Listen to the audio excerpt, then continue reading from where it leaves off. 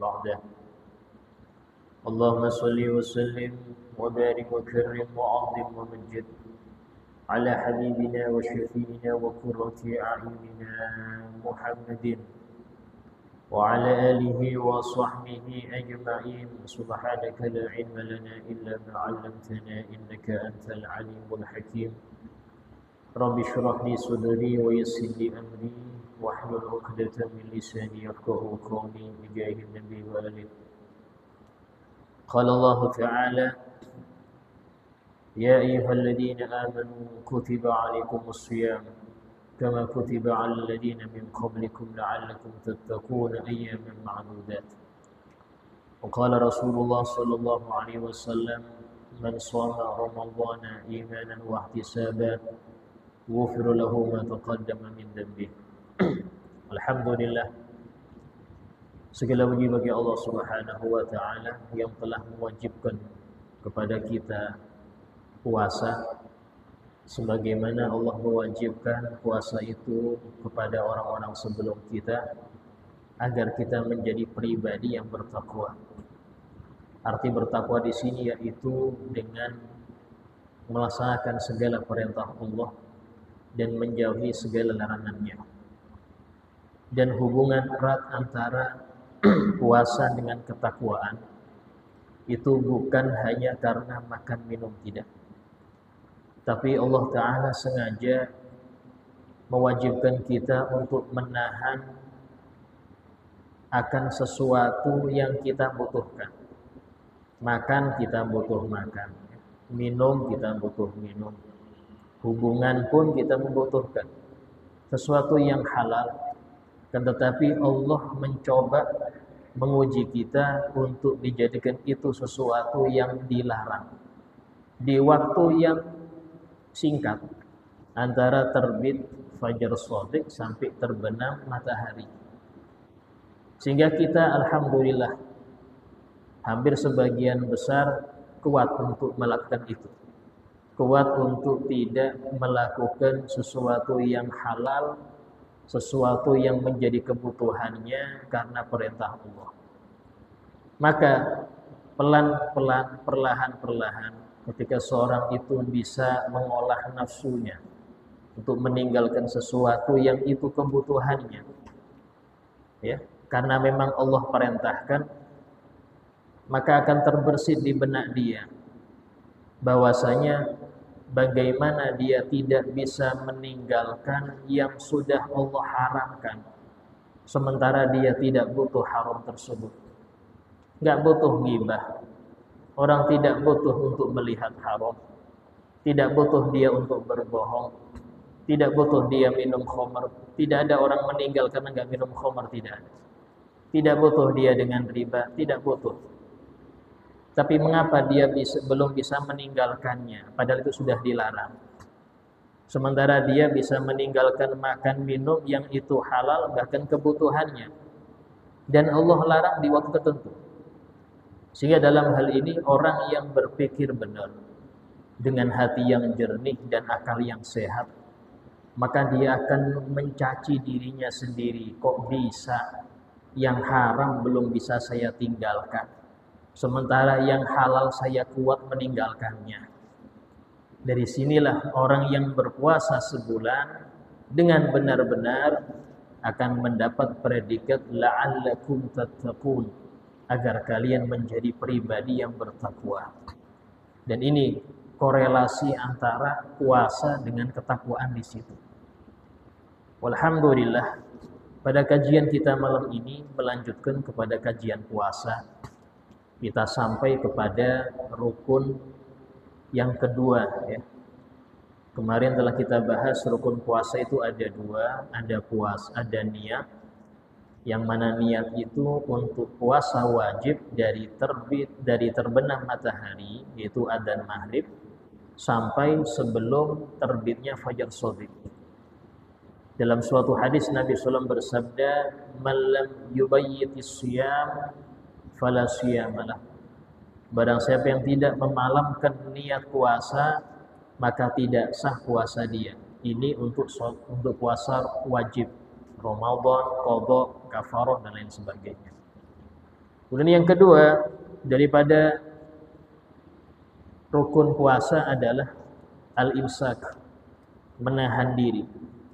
Menahan diri dari apa? Dari segala hal yang membatalkannya. Yang itu dimulai dari terbit fajar shadiq sampai terbenam matahari. Dan seseorang tidak mungkin dia bisa berpuasa benar-benar kecuali dia harus tahu apa saja sih yang bikin batal puasa itu. Sehingga dengan dia mengetahuinya, maka dia bisa menahan dirinya. Yang pertama adalah ar-riddah, ya. Sesuatu yang membatalkan puasa, riddah atau murtad, naudzubillah. Ya, murtad ini keluar dari Islam. Seseorang yang dia tengah-tengah puasa melakukan sesuatu yang menyebabkan dia keluar dari Islam, baik itu perbuatan seperti sujud ke makhluk, ya, atau rukuk ke matahari yang biasa dikerjakan orang Jepang itu, atau ucapan seperti menghina Nabi, menghina Quran, menghina malaikat, ya, mengejek syariat, ya, itu semua bikin murtad, wajib syahadat. Atau keyakinan, ya, keyakinan, contoh meyakini dirinya nggak wajib lagi sholat. Oh, saya sudah haji nih, haji nggak wajib lagi sholat, murtad sudah, langsung wajib dia syahadat lagi. Atau dia ngikutin suatu kelompok pengajian yang nggak beres, sehingga dia pas ikut kelompok itu, ya, dijamin gurunya untuk masuk surga sudah, akhirnya nggak sholat lagi, murtad, keluar dari Islam, ya. Bahkan kalau yang demikian, seandainya dia tetap sholat, nggak ketinggalan 5 waktu, tapi di hatinya berkeyakinan kalau saya nggak wajib, saya sudah gugur kewajiban sholat, ini imannya nggak ada. Bahkan kalau dia terang-terangan akan hal itu, serta tidak ada tanda-tanda dia bertaubat dari murtadnya tadi sampai wafat, maka hukumnya haram disolati, haram dikuburkan di kuburan muslimin, walaupun nama-nama Islami, ya, karena ini sudah keluar dari Islam, nggak Islam lagi. Bahkan kalau seumpama dia sudah menikah dengan muslimah, kemudian mengalami keyakinan seperti itu, maka haram menyentuh istrinya, karena dia sudah putus otomatis. Tanpa kalimat cerai, dia sudah dianggap putus. Sesuai dengan firman Allah, wala tunkihul musyrikina hatta yu'minu. Jangan kalian menikahkan putri-putri kalian dengan laki-laki yang musyrik sampai mereka beriman. Artinya enggak boleh. Wala tankihul musyrikati hatta yu'min. Kebalikannya juga. Jangan kalian menikahi perempuan-perempuan yang musyrik sampai mereka beriman. Artinya tidak sah pernikahan, beda agama karena sudah keluar dari Islam. Nah, ini hal yang murtad. Seseorang yang sedang puasa, kemudian dia melakukan salah satu dari 3 bentuk murtad tadi, maka wajib bagi dia syahadat dan batal puasa dia, serta wajib imsak. Nggak boleh makan minum sampai adzan maghrib. Kenapa nggak boleh makan minum? Karena dia orang yang wajib puasa, tahu-tahu batal. Ya, kemarin telah kita bahas bahwasanya di bulan Ramadan seseorang itu bagi 2. Ada yang wajib puasa, ada yang nggak wajib puasa. Orang yang nggak wajib puasa seperti haid, ya, kemudian musafir, sakit, ya, ini semua boleh makan minum, silahkan, karena dia tidak diwajibkan puasa oleh syariat. Adapun orang yang wajib puasa, seandainya dia batal, maka dia tetap harus menahan diri dari makan minum sampai adzan maghrib, walaupun puasa dia sudah batal. Nah, kemudian yang kedua, daripada perkara yang menjadikan batalnya puasa seseorang, adalah gila. Ya. Gila walaupun sejenak itu membatalkan puasa. Kadang ada orang itu gilanya datang-datangan. Nah, gila sejenak itu langsung membatalkan puasa. Kalau dia sadar lagi, maka puasa dia batal, wajib imsak sampai maghrib dan harus diqadha di hari setelah Ramadan. Kemudian yang ketiga, daripada yang membatalkan adalah pingsan. Nah, pingsan ini disyaratkan itu harus seluruh hari. Kalau ada sadarnya dia sebelum maghrib, maka hukumnya tidak membatalkan puasa. Ya.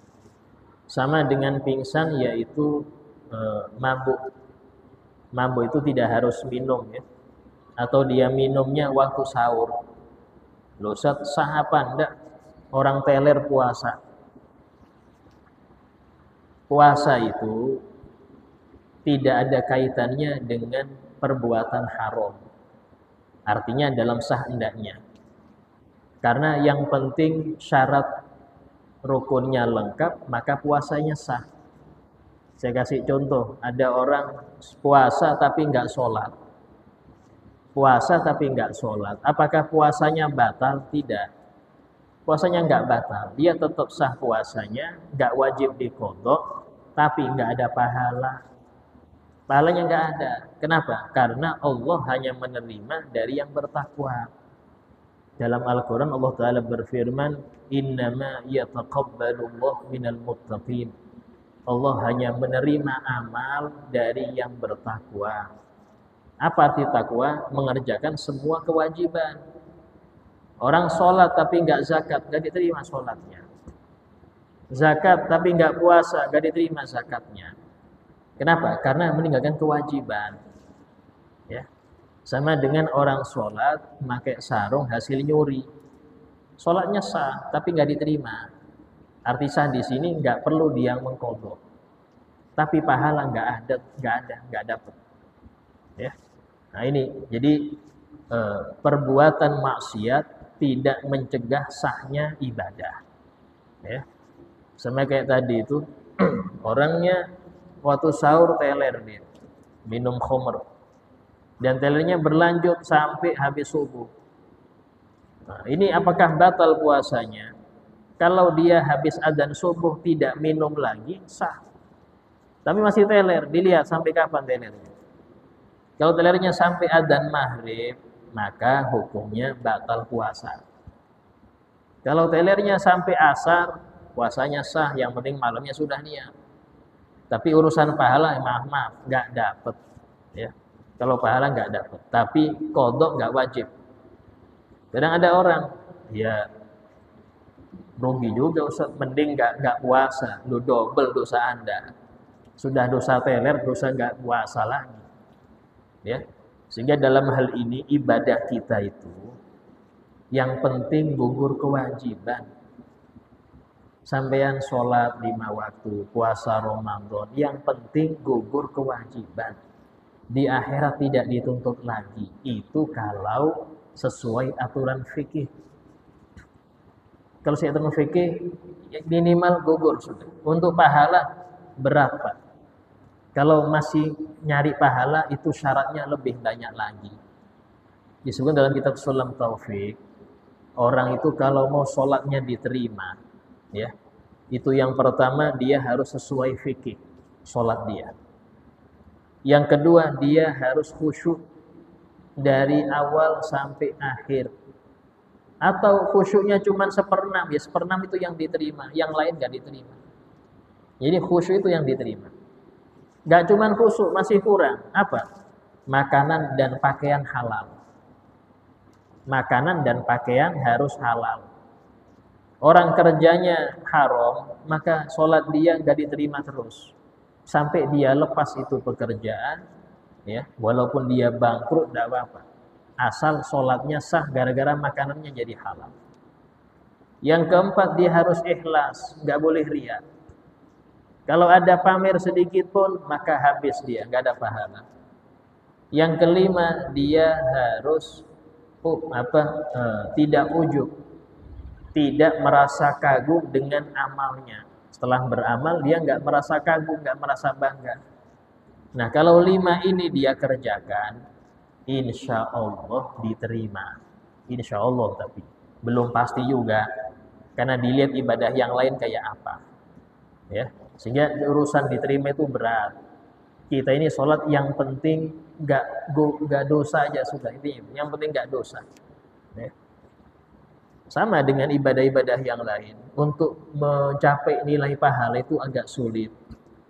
Sebagaimana dalam hadis, man shoma ramadhana imanan wa ihtisaban ghufira lahu ma taqaddama min dambi. Barang siapa yang berpuasa Ramadan imanan, karena beriman.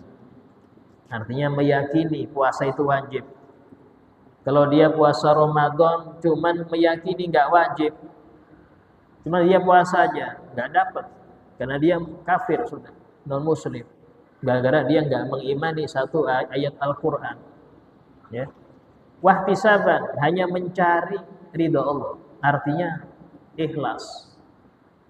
Kenapa kok ada kata ikhlas dalam puasa? Karena puasa itu ibadah yang tidak ada cirinya. Orang sholat kelihatan, Pak, ada sujud, ada ruku. Orang baca Quran kedengeran, ada suara. Ya. Sodakoh kelihatan, ada duit yang diserahkan, ada orang yang nerima, kelihatan. Tapi kalau puasa nggak ada. Puasa itu menahan. Arti menahan nggak ngapa-ngapain. Ya, nggak ada amal, nggak ada ucapan. Sehingga untuk orang ria itu mustahil. Kecuali dia ngomong. Ya, tahu-tahu masuk kantor lesu aja. Kenapa lesu? Lagi puasa, Pak. Nah, ini baru ada ria, bisa ria di situ. Kalau dia diem saja, nggak ada yang tahu dia puasa. Dia diem saja, nggak ada yang ngerti kalau dia puasa. Karena itulah puasa itu rata-rata nggak mungkin ria, kecuali Anda pamer. Anda sebutkan diri Anda puasa baru. Tapi kalau Anda diem saja aman. Ya, sehingga dikatakan di sini imanan wa ihtisaban, dengan keimanan dan hanya mencari ridha Allah, artinya tidak riya sedikit pun. Barulah ghufira lahu ma taqaddama min dambi. Allah akan mengampuni dosa-dosa yang telah lalu. Masalahnya ini puasanya, apakah bisa kita istiqomah sebulan seperti itu terus? Ya, nah ini perlu syarat untuk pengampunan dosa, ini perlu syarat. Ya. Nah, kemudian di antara yang membatalkan puasa adalah jima, hubungan suami istri ketika berpuasa. Ya, ini membatalkan. Bahkan disebutkan orang yang dia berhubungan di siang Ramadan atau di puasa lain selain Ramadan, maka bagi dia ada 5 resiko, 5 sanksi. Pertama, dia dosa besar. Dia kena dosa besar. Yang kedua, batal hari itu puasanya. Yang ketiga, wajib dia mengqadha 1 hari tadi. Yang keempat, wajib dia imsak, nggak boleh makan minum. Kalau dia memaksa diri makan, batal. Apa? Dosa lagi. Minum, dosa lagi. Terus hubungan lagi, dosa lagi. Karena haram bagi dia untuk makan minum, karena dia orang yang wajib puasa. Ya. Beda kalau sakit, sampean sakit nih, boleh nggak puasa? Ya, tahu-tahu hubungan dengan istri, tidak masalah, karena dia boleh berbuka. Atau orang musafir, nggak berpuasa, hubungan dengan istrinya, silahkan, tidak dosa, karena dia nggak berpuasa. Ini yang repot orangnya lagi berpuasa. Ya, sehingga dalam hal ini hati-hati di dalam masalah tersebut. Yang kelima adalah dia menanggung kafarah udma, kafarah besar. Kafarah besar ini harus berurutan, yaitu tebusan atau kafarah tebusan ya. Tebusan besar ini yang pertama membebaskan, memerdekakan budak. Sekarang nggak ada budak ya. Berarti pilih opsi kedua. Apa itu? Berpuasa 2 bulan berturut-turut, 60 hari berturut-turut. Ya, ini 30 harinya nggak kuat, mau 60 hari Ustaz. Ya itu harus dicoba, salah sendiri dia, ya. Sehingga nggak boleh dia ini langsung opsi terakhir, harus ini dulu coba. Ya. Sampai dia betul-betul nggak mampu, sudah nyoba berkali-kali, batal lagi. Ya opsi terakhir, apa itu? Memberi makan 60 orang miskin.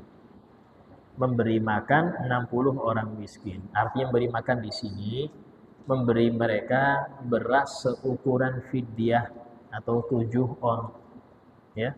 Dan harus 60, nggak boleh ke satu orang aja. 60 mud dikasihkan ke satu orang, tidak. Tapi 60 ini harus sesuai dengan ayat. Ayatnya menyebutkan 60 orang miskin, ya. Sebagian ulama membolehkan mengumpulkan 60 orang miskin, kasih nasi bungkus satu-satu. Ya jangan nasi bungkus lah, yang lebih elegan sedikit lah ya. Nah, karena ini tebusan Anda. Nah, itu seperti demikian kalau orang itu berjima. Dan yang membayar siapa Ustadz?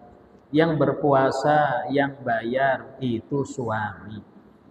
Istri tidak kewajiban apa-apa. Kok bisa Ustadz? Iya, karena haknya hubungan itu suami. Yang punya hak untuk berhubungan itu suami. Artinya kalau suami minta, istri selama dia tidak sakit wajib mengiyakan 24 jam. Wajib mengiyakan. Kalau tidak kena laknat dia. Ya. Tapi kebalikannya kalau istri minta, suami ogah-ogahan, tidak dosa. Karena ini haknya suami, bukan haknya istri. Loh, bagaimana dengan nafkah batin Ustaz? Nah, nafkah batin itu artinya memberi nafkah hati batin ini, ngasih ilmu agama, mendidik mereka para istri ini biar jadi perempuan yang solihah, ibu yang solihah. Itu kewajiban suami. Itu namanya nafkah batin. Ya, nafkah batin itu ngajarin mereka ilmu agama. Kalau tidak diajari, ya, solehnya suami, tapi dengan kebodohan anak istrinya, tetap keseret ke neraka. Sudah saya terangkan beberapa waktu lalu, tetap keseret. Karena amanah. Nah, dia amanah, Pak. Coba gak ada amanah, enak sampean. Ini namanya amanah. Karena itulah harus benar-benar. Nah, kemudian di antara yang membatalkan daripada membatalkan puasa adalah masuknya sesuatu ke dalam rongga melalui lubang yang terbuka. Sesuatu ini ya bisa benda padat, bisa benda cair. Ke dalam rongga ini bagian dalam badan. Macam-macam rongga itu, ada rongga tenggorokan, ada rongga hidung sini, ya. Ada rongga telinga, ya. Rongga itu macam-macam.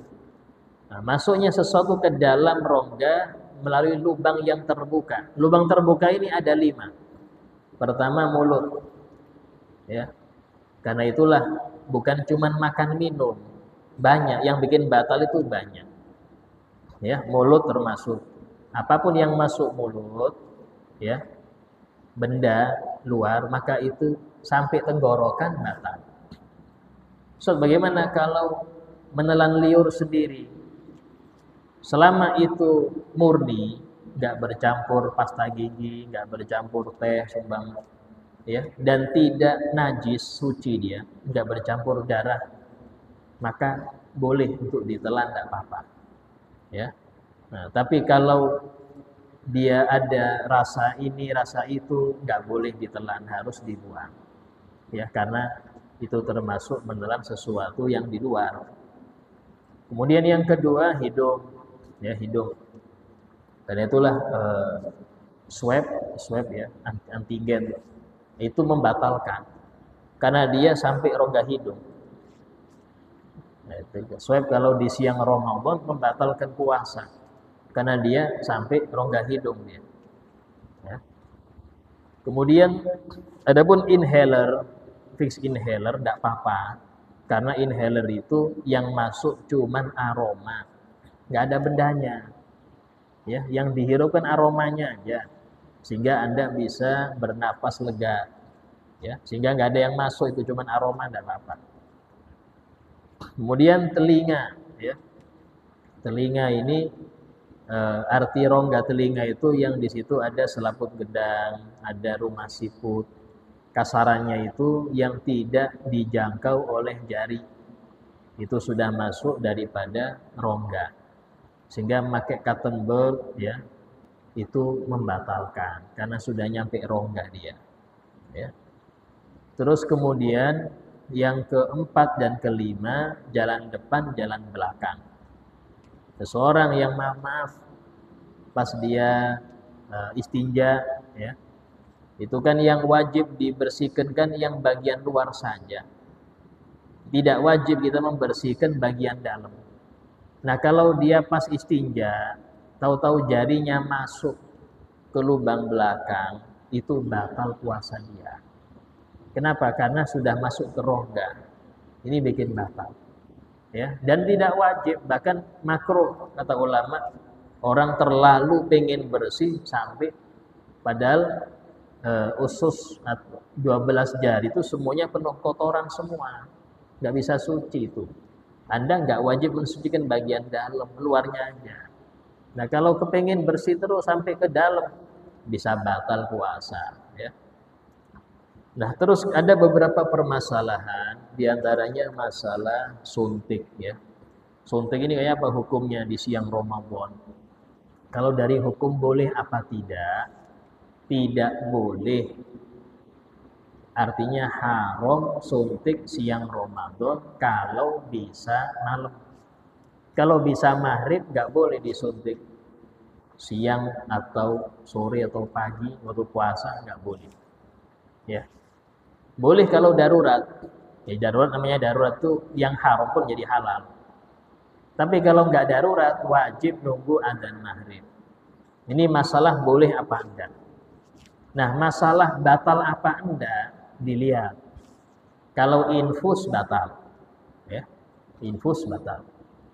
Kalau itu obat, maka dilihat jika ia melalui urat nadi suntiknya batal. Ya, urat nadi sini batal. Ya.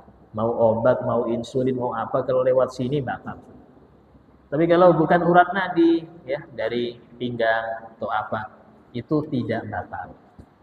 Ini konteks di dalam batal apa andanya suntik, ya.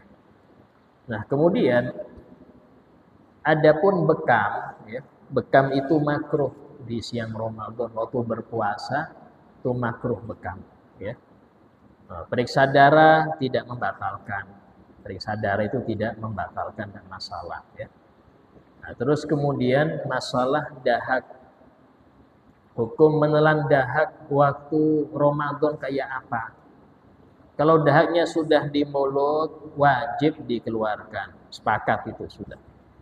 Nah, kalau masih di tenggorokan, Ustaz, kayak apa? Dilihat. Kalau di makhrajnya kha sama ghain, ya, di ujung tenggorokan dekat mulut, kha gha, ya, maka wajib dikeluarkan. Dahaknya wajib dikeluarkan, ya.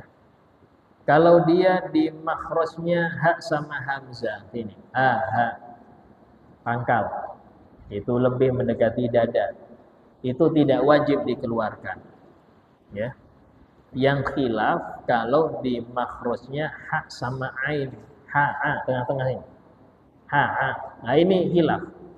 Imam Nawawi bilang wajib dikeluarkan karena termasuk batas zahir. Imam Rafi mengatakan tidak wajib dikeluarkan karena dia masuk batas batin. Nah, itu di dalam masalah dahak yang ada di tenggorokan, ya. Nah, kemudian yang membatalkan selanjutnya adalah al-istimna. Istimna itu artinya sengaja mengeluarkan sperma. Ya, dalam hadis Nabi bersabda, mal'un man nakaha yadah. Terlaknat orang yang mengawini tangannya. Ya, ini hukumnya dosa. Nah, dengan itu batal dia puasa dan dosa. Adapun mimpi basah tidak batal. Orang habis subuh tidur, tahu-tahu mimpi basah. tidak batal karena nggak sengaja, ya. Maka dia wajib mandi. Nah, kalau mandi ini sumpama masuk ke telinga airnya kayak apa?